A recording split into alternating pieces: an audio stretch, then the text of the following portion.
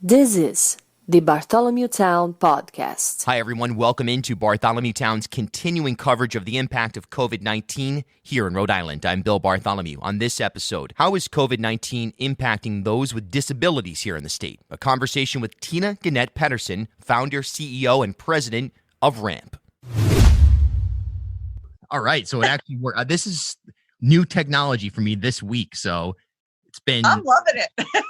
Hey, it's going to change the way we do business, you know, and in some ways, you know, there's obviously a lot missing from an in-person interview, right. But nice. This is interesting too. They're both. But you know, for somebody like me, this is accessible. So Bingo. I can get in every place. I can get into my own home. That is really fascinating. Maybe let's just start right there with how, because it's not all a downside. Maybe we're starting to see the world through a more equitable means, in a sense. We're kind of having the playing field leveled here as we all appear through Zoom and Facebook Live and whatnot.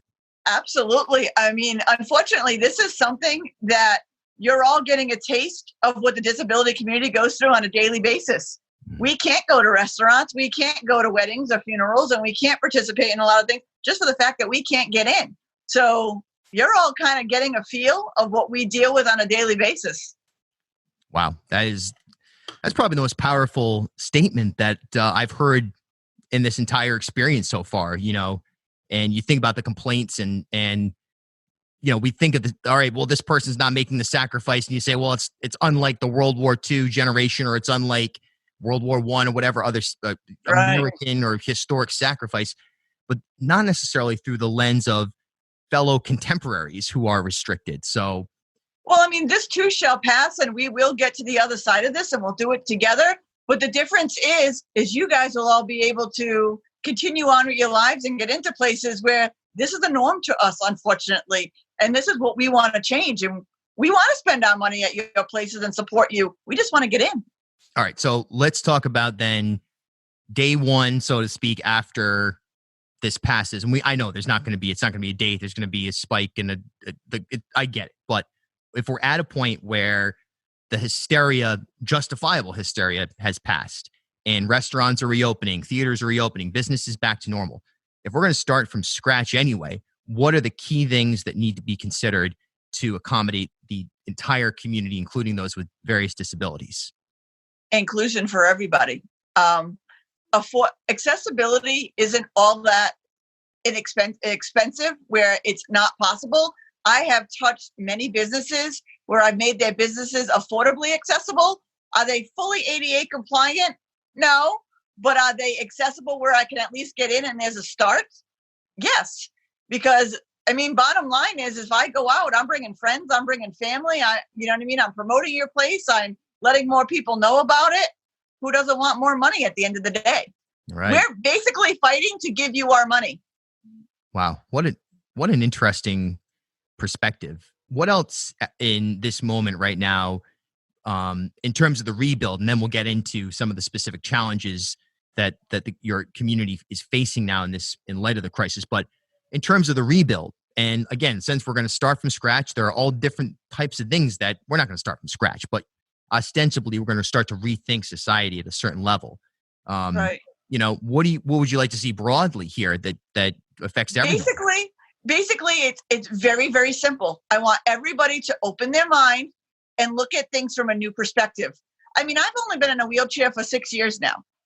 When I was a walker, I didn't realize all these barriers were there. Nobody is inaccessible maliciously or purposely. It's because they don't know and they don't wheel around and they don't see it from another person's perspective.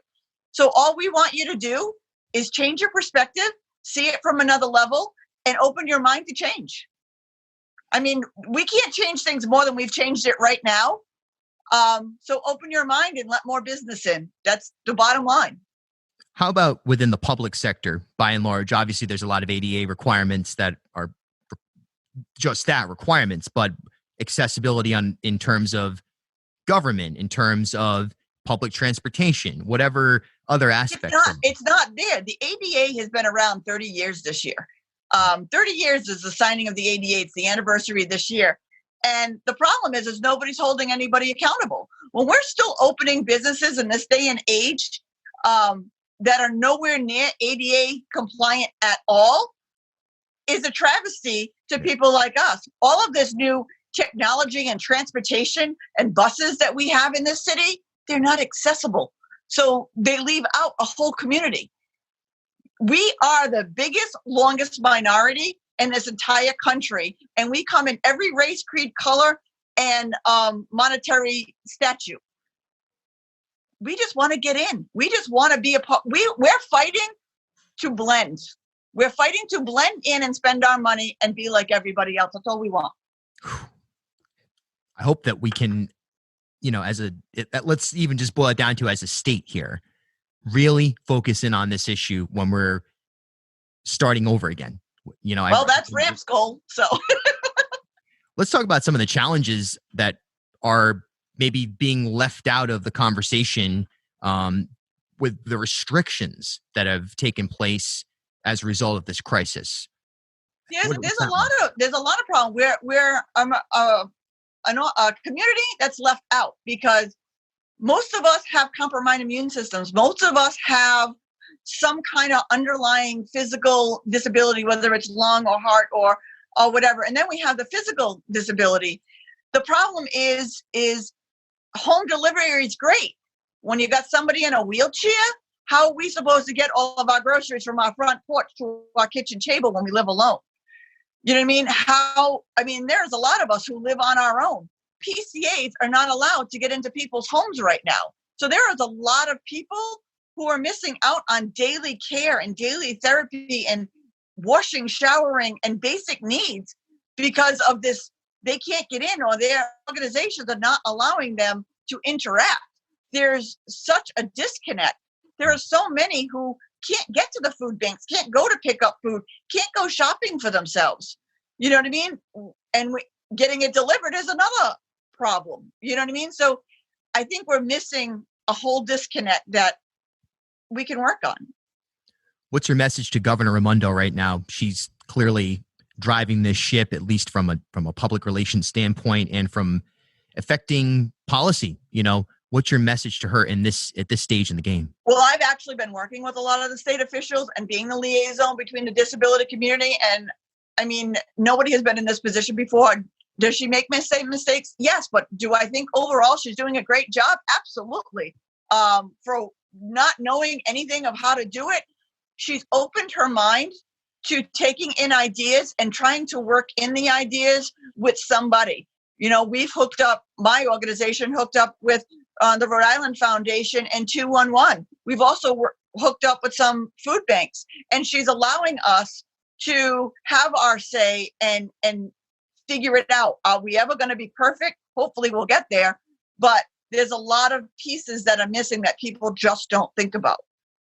Where can people go online to find more information? Is there any, literature, as they'd say, digital literature right now for people to look at some of the, not only the specific issues that you reference, but people, organizations such as RAMP that are working to correct those? You can come to my organization. You can call 211. When 211 gets a problem that they don't know how to figure out, they reach out to me. So we can kind of work. I have many people in my community that I'm accessing because I'm from the physical disability, but there's, the developmental, and there's other disabilities that I don't know all the ins and outs of. So I'm reaching out to others. And like I said, it's not perfect, but we're working together and we're going to make it happen. And my bottom line is to everybody, if everybody checks on the person that lives to the right of them and lives to the left of them, everybody is taken care of. Everybody's problem is solved because everybody has somebody somewhere to the right of them and somewhere to the left of them. If we just checked on our two neighbors on either side at a distance and help them out, everybody would be taken care of. You have the wisest bites of anyone any voice I've heard in this matter, elected official or otherwise. That is such an accurate description. I couldn't agree more. You know what I mean? I don't know. Somebody knocked me the other day not even knocked me, but suggested that, compassion could open you up to, the vulnerability of being sucked into other people's deviance. You know what I mean? I guess that there's this underlying, someone was sort of suggesting that there is more bad than good in this world, I guess, in that sense. What's your advice to anyone out there who's feeling discouraged right now? I mean, there's good and bad in everything. There's good and bad in everyone. We all have our bad days. We all have our good days. We all have our breaking points.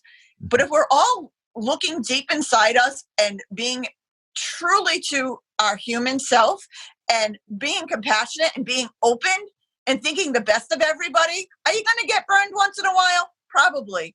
But be logical and just help somebody. Because, like I said, nobody is doing things maliciously or purposely for the most part. Most people, especially now in this time, they're scared. They're nervous. They don't know what to do. So reach out, lend a hand and ask. Just open up and ask. Couldn't agree more with that. Anything else that you want to add to the audience right now or add to this conversation? Well, tomorrow, I don't know if you know, but tomorrow is 401 Gives. It is the nonprofit's day of Rhode Island giving. It's a working with 211. They have opened up a day of giving to all of the nonprofits who are working tirelessly, spending all of their time, energy, and resources helping the community right now. But we're at slim picking, especially when we work at a capacity of generosity to do what we do. So tomorrow on 401 Gives Day, give $5, $10 if you can. That's your way of helping. Give to an organization who's donating food or helping the disabled or helping the homeless. I mean, I'm out a couple of times a week serving food with the May organization to the homeless on the streets, or, making phone calls. Right now I have the flu myself, so I'm quarantined myself but I can still make phone calls and I can still check on people and I can still make sure that the chain of events is happening and giving people the resources and helping. You can always do something. My favorite tagline, and it's more viable because I sit in a wheelchair, don't just sit there, make a difference. Actually do something. Don't talk about it. Don't think about it. Just do it. Whew. Would you ever run for political office? Would you ever run for governor? A lot of people have asked me that. I don't think that running for office would be for me, but I could definitely work with anybody. There's nobody I have met that I don't actually truly like, and I'm an open person that I can deal with different opinions because I'm an adult. Right. But I always end up finding a way to open their mind to something new. All right. Well, on that note, I hope you feel a lot better, and I hope can we do this again, like in a week or two or something like that? Keep checking in. Absolutely. Call me anytime. And like I said, if anybody has any questions, reach out to Ramp. I will get in touch. If I don't have the answer myself, I will get in touch with somebody who may have the answer for you. And don't sit and wallow. Don't sit and not ask. You won't know. The worst somebody can say to you is no, or I can't do that. But we're Rhode Island. Everybody knows a guy. Everybody knows somebody. So reach out and ask, and we will make it happen. Let's work together. Yeah, couldn't agree more. Thanks so much. Thank you very much. It was a pleasure having me. And like I said, call me anytime. Will do. Thank you. This is the Bartholomew Town Podcast. At HealthSource RI for Employers, we provide access to health insurance to more than 1,100 local businesses and nonprofits, and 96% of them renew through us every year. Maybe it's our choice of 19 different health plans, our 10 years of customizing solutions, or our one local team of dedicated experts helping employers find quality health insurance. See how our numbers stack up for you. Learn more at healthsourceri.com/employers.